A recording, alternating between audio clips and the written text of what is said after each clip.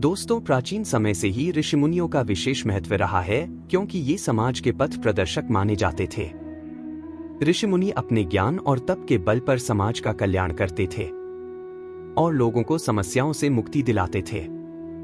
दोस्तों, सनातन धर्म में साधु, संत, ऋषि एवं मुनियों का नाम बड़े ही आदर से लिया जाता है। लेकिन वर्तमान समय में अधिक जानकारी न होने के कारण ज्यादातर लोग इनका अर्थ एक ही समझते हैं। लेकिन इन सभी में बहुत भिन्नता है। हम आपको बता दें, साधु, संत, ऋषि और मुनियों में बहुत अंतर होता है। इन उपाधियों के पीछे कई विशेष बातों का ध्यान रखा जाता है। आइए जानते हैं। हिंदू धर्म में साधु, संत, गुरु, शिष्य, महात्मा इत्यादि की परंपरा लंबे समय से चली आ रही है। प्राचीन काल से चली आ रही इस परंपरा ने समाज के कल्याण के लिए मार्गदर्शन किया है। भारत में कई महान साधु संतों का जन्म हुआ, जिन्होंने विभिन्न प्रकार के धार्मिक ग्रंथ और कृतियों की रचना करके मनुष्य को सत्मार्ग दिखाया।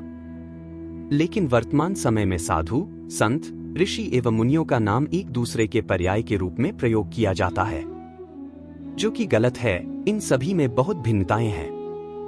दोस्तों, आज हम इसी विषय पर चर्चा करेंगे और जानेंगे कि साधु, संत, ऋषि, मुनि में क्या अंतर है।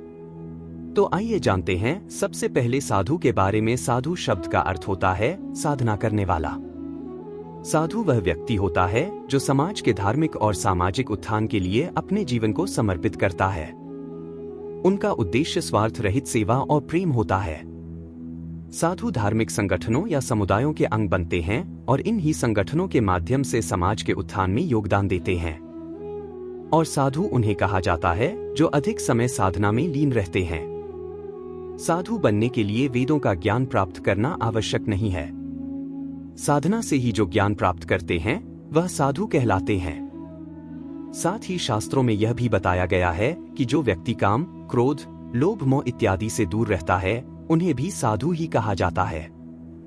प्राचीन समय में कई व्यक्ति समाज से हटकर या समाज में रहकर किसी विषय की साधना करते थे और उससे विशिष्ट ज्ञान प्राप्त करते थे।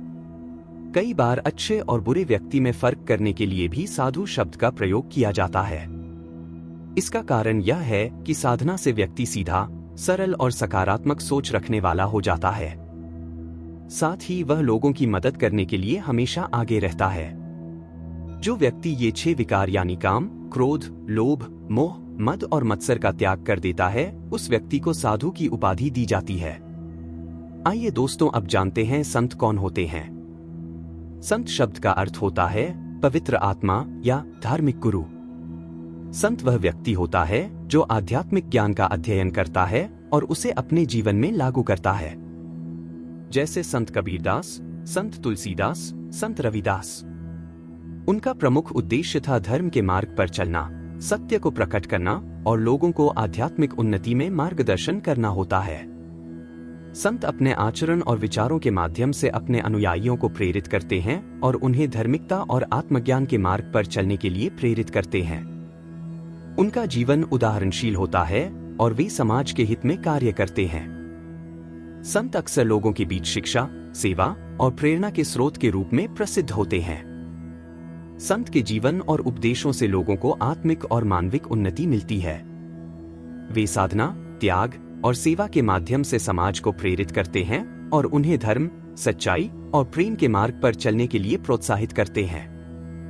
उनके जीवन और शिक्षाओं के माध्यम से लोग धर्म, सम्मान और प्रेम की महत्ता को समझते हैं और अपने जीवन में उन्हें लागू करते हैं।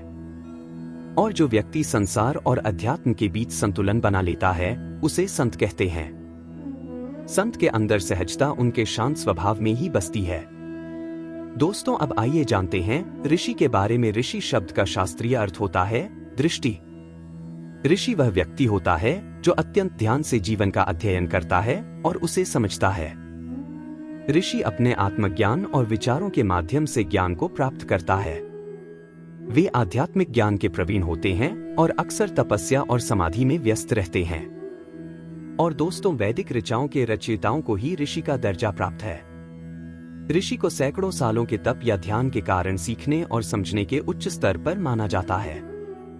वैदिक कालीन में सभी ऋषि गृहस्थ आश्रम से आते थे। ऋषि पर किसी तरह का क्रोध, लोभ, मोह, अहंकार और ईर्ष्या आदि की कोई रोक टोक नहीं है और न ही किसी भी तरह का संयम का उल्लेख मिलता है। ऋषि अपने योग के माध्यम से परमात्मा को प्राप्त हो जाते थे और अपने सभी शिष्यों को आत्मज्ञान की प्राप्ति करवाते थे। वे भौतिक पदार्थ के साथ साथ उसके पीछे छिपी ऊर्जा को भी देखने में सक्षम थे। हमारे पुराणों में सप्त ऋषि का उल्लेख मिलता है, जो केतु, पुलह, पुलस्त्य, अत्रि, अंगिरा, वशिष्ठ तथा भृगु हैं। तो दोस्तों, आइए अब जानते हैं आखिर मुनि कौन होते हैं। मुनि शब्द का अर्थ होता है मौन अर्थात शांति, यानी जो मुनि होते हैं वह बहुत कम बोलते हैं। मुनि मौन रहने की शपथ लेते हैं और वेदों और ग्रंथों का ज्ञान प्राप्त करते हैं। जो ऋषि साधना प्राप्त करते थे और मौन रहते थे, उनको मुनि का दर्जा प्राप्त होता था। मुनियों का मुख्य ध्येय होता है अंतःकरण और आत्मसमर्पण।